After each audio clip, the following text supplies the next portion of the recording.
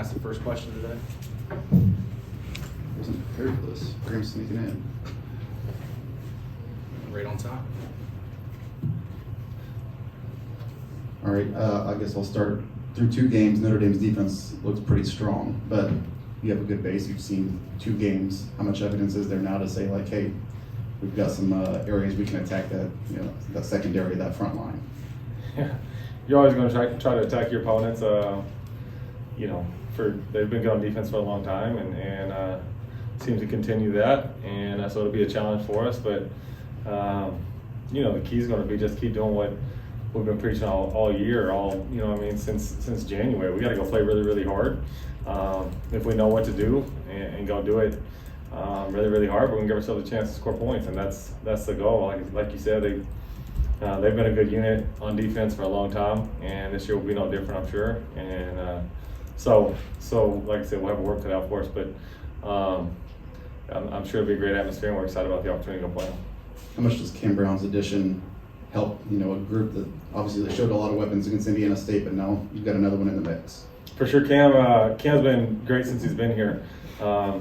He's been around some great programs, obviously. A really, really intelligent guy, understands football, does a lot of great things, and so getting him healthy will be great for us. And he just had so much experience and a ton of leadership to that room, and so just getting back out there on the practice field has been huge for us, just because he sees things really like a coach would see him. And he tries to help the guys in the room. I think he makes that whole room better because, like I said, he sees things, talks to them. He'll even talk to me, talk to CP, like, hey, did you see this? What if we did this? Always has ideas, and they're usually really good ideas. So having him out there will be, like I said, he's already added a lot. Just getting him back out around us on the practice field and getting him out there on game day will be awesome. I apologize that I ask about Max Klare about every week, but he was a high school quarterback, I think, up until his junior year, he said. How much can you kind of see that benefits him as a tight end, where maybe he thinks like a quarterback a little bit or knows what a quarterback is going through when he's out there running routes? Yeah, Max is just a great football player, and I don't know if his quarterback background helps him or what, but he's a really gifted athlete. He's strong, he's powerful, he understands the game of football, and I think obviously playing quarterback, you have to understand the game of football some, so I'm sure that background helps him some, but Max is a great football player. I think he could he can play multiple positions, you can move him around. He's smart, he's a freak athlete in my opinion, and so we're really fortunate to have him out there, that's for sure. What we saw from Hudson last time out was remarkable. Have you ever seen anything like that? And just the bar, I guess he set with that opening effort. Yeah. I don't know if anyone's ever done anything like that according to the record book, so I guess I haven't seen it. But he was, he was pretty good. And if he keeps that up, we'll win a lot of football games, just doesn't throw incompletions. But, he had a heck of a day, and, 2 of his best throws were called back. So the crazy thing is, I don't know I think he's 24-25, could have been 26-27, if the 2 big ones, he hit a big one to Jamal and then a big one to Max, both in the same drive, both called back. So he was, since he's been here, we've talked about how good he could be and how much he understands what we're trying to do. I think being in year 2, just with the experience from year 1 and being in the offense for a year, always helps, regardless of who it is. And I can't say I thought he was gonna go out there and not hardly throwing an incompletion, but I think the expectations for him is high, and or were high going into last week, and he obviously lived up to them. So every week when he goes out there, you feel like he got a chance. I think obviously the game of football is a quarterback-driven football. Is a quarterback-driven game, and when you have a good one, you always feel like you got a chance to win, regardless of who you're playing. And so when you go out there with Hudson each week, regardless of who the opponent is, you walk into the game feeling like we got a chance to win because we have a really good quarterback. And so, like I said, I'm really proud of the way he played week 1, and hopefully we can build on that and continue to play like that and have a great season with Hud. Just real quick, your thoughts on the Notre Dame secondary? It looks like it's a pretty strong group. But what you've seen out there in your preparation? Yeah, they like you said, they're a good group. They bring back quite a bit of experience. There's a couple new pieces back there, but most of them have experience back there, and a talented group of dudes that will challenge us. And like I said, I think that our challenge to our receivers and our skill positions is going to be go play really, really hard, and when you get an opportunity, you have to make plays. You know what I mean? And it may be contested out. You know, your opportunities may be contested catches, whatever the case may be. But you got to make contested catches to create explosive plays at times, especially against a good secondary. And so that'll be their challenge. But we'll do everything we can to put them in a position to be successful. Harp on them about how hard they're going to have to play and how detailed they're going to have to be. And if they do that, they'll, like I said, hopefully give themselves a chance to go be successful on Saturday. Kind of to follow up on Tom's question about Hudson, it's obviously hard to go 24-25 against air. At the same time, probably every defense he faces from this point on will be more challenging than what he faced last. So what did you see within that performance that you think is most replicatable against the better defenses you're going to see? Probably just decision making. You know what I mean? I think, if you go back and look at it, even his incompletion was a great decision. We missed a 50, 55-yard throw by half a step. You know, when that's the case, like that's going to happen at times. There's just probably one decision I thought he got to Mockabee too quick on one play. He threw a completion, but I thought he just got to Mockabee a little bit too quick. But other than that, like if you go back and watch the tape, every decision you're like, yeah, that was the right decision. That was the right decision. Consistently. And if you do that, like that's how you throw completions. You make good decisions. And obviously, as you get going, I'm sure there's going to be tighter windows he's going to have to fit the ball into and stuff like that. But when you see things as well as he saw them the other day, and you make the right decision over and over and over and over, you're going to give yourself a chance to throw completions. And that's what I thought was really impressive, and I thought he was really accurate with the football. There were very few throws that the guy had to change. Even his completions, obviously he threw a bunch of them, but there were very few of them where the guy had to break stride or it would look like it was behind him or anything like that. And so if you can get to where you're supposed to get and be accurate with the football, like you give yourself a chance regardless of what defense you're facing. Now, obviously, like you said, we got to go win on the perimeter and we got to get open and do things like that. But his understanding, his grasp of what we're trying to do, his decision making, the accuracy with football, I think are all things that kind of snowballed into having the kind of performance he had the other night. Since you brought it up, the one that he did miss, was that just the throw was a little bit off? Was it the step was just a little bit like? It kind of like he stumbled a little bit, but also, like I said, when the ball travels, I don't know how far it traveled in the air, 55, 60 yards, like every yard down the field, your completion percentage goes down. And so, like, that one was we just barely missed it, you know what I mean? And obviously, when you got opportunities to hit big ones, you want to hit them. But as a play caller, as an offense, as a quarterback, as a receiver, as any offensive guy, you understand, like, if you're pushing it at 60 yards down the field, like you said, even on air, if you're truly going full speed, like, your completion percentages are going down. And so we just barely missed it. And like I said, I do think, we expect those two to make that one, but they were a tick off, and it really, like the other quarterbacks were talking to me with the credit, like that may have been the first deep post he missed all camp, or that we didn't complete when he actually threw it and had it. So it's a ball he's hit quite a few times, and we just barely missed it. And like I said, when you're throwing it that far down the field, that happens.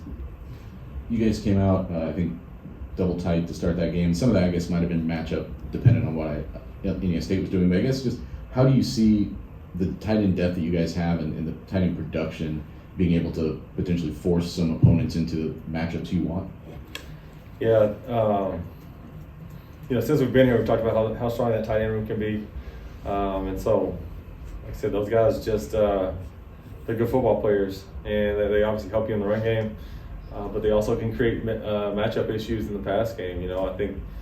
I forget which drive it was, but we had good matchup. We were in 12 personnel, had good matchups, and when we hit the biggest one to Max's biggest completion on the day, we had favorable matchups on Max. You know what I mean? And when we get that, we got to take advantage of it. And so, using that tight end room, not only like putting multiple guys in the game, but hopefully as the season goes on, we kind of move those pieces around a little bit and try to create, like we said, matchups for us, or whether it be in the blocking game or in the passing game. If we can create matchups by using, big athletic people, then we're going to try to do that. The cool thing about some of our receivers too is they're big athletic guys as well. If you look at their heights and weights and stuff, you got some big, strong, athletic receivers that same sort of deal.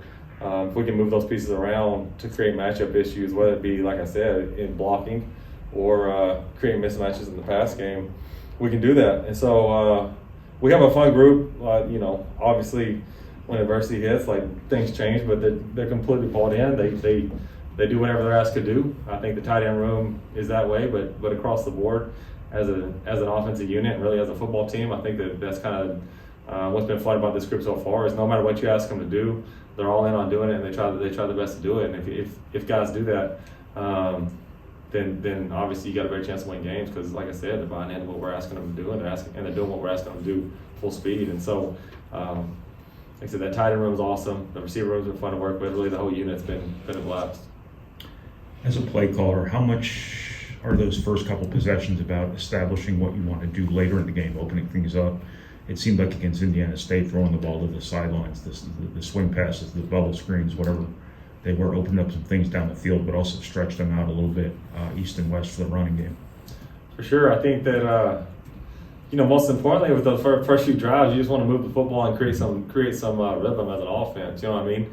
And then you're also trying to see because how the defense is trying to attack you, and so like you said, just set some things up for later on in the game and trying to open up other things with what you're doing in those first couple drives, but you're trying to create some rhythm. You want to be able to move the football and also kind of get a feel for, hey, what's going to be their plan of attack this week, you know what I mean? Because everyone, offenses and defenses, each week they go in with a little bit different plan of attack, and so you're trying to kind of get a feel for, hey, how are these guys going to try to attack us today, and what can we do to counter it, or what can we do to continue to move the football? And so I think establishing rhythm is really important, seeing what they're trying to do to you, and then like you said, you also want to try to open some things up for later in the football game, and like you said, we did a pretty good job. We put the ball on the ground on that second drive, but other than that, those first few drives, like we were rolling pretty good. What is it about Max Klare that makes him such a valuable option throwing the ball down the field? What is it about him as a football player, as an athlete, whatever it might be? Yeah, I think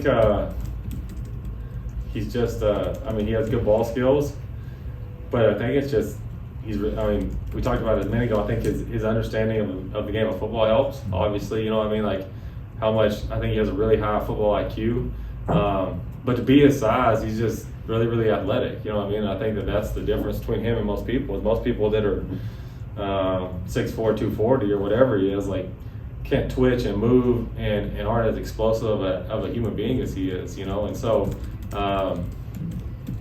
that's the difference between him and most people I've ever seen his size, is he moves like a little person, but he's big, and when you have someone that does that, it's pretty special, and I think it does, he's kind of the tight end version of it, but like I played with Michael Crabtree, I think he was another guy that was very similar to that, like he played a different position, but for his position he was big but moved like a little person, I think Jordy Nelson, when I was with the Packers, was that way, like a big person that moved like a little person, and when you have somebody that can do that, it's fun to play football with them, Any other questions for Coach Harrell? Sam? I know last year we kind of beat the injury angle to death, and it seemed like every week there was new guys, but some of those guys came back and played, and I think probably when you have an injury, there's a little bit of doubt until you get out there and play a game. So the guys like Jamal, Marcus, Max, how big was it just to get out there, play a game, and get in the feel of playing 4 quarters again? I think it was very important. Obviously with Jamal, I think it was maybe the most important because it was his first real, Big Ten football game. Because last year we didn't get to play any. Those other guys at least had some experience, and so we made an effort to get him the ball early. Like the first play of the game, I think the first 2 plays of the game, we threw him a screen pass. But we wanted just to get him a touch, just because, like you said, I think sometimes when you've had an injury, I know, even though I didn't have an injury, just as a player, I remember after I got tackled for the first time, I was good. You know what I mean? Like even going to a game, you might be nervous, whatever. As soon as you got hit for the first time, you're like, all right, it's time to go. You know what I mean? And I think that it's been probably a year and a half, 2 years since he had been tackled or been hit at all. Because his injury last year was in a non-contact issue. It was before we had pads on, and so being that long before he got tackled, obviously we made an effort to get him a touch early.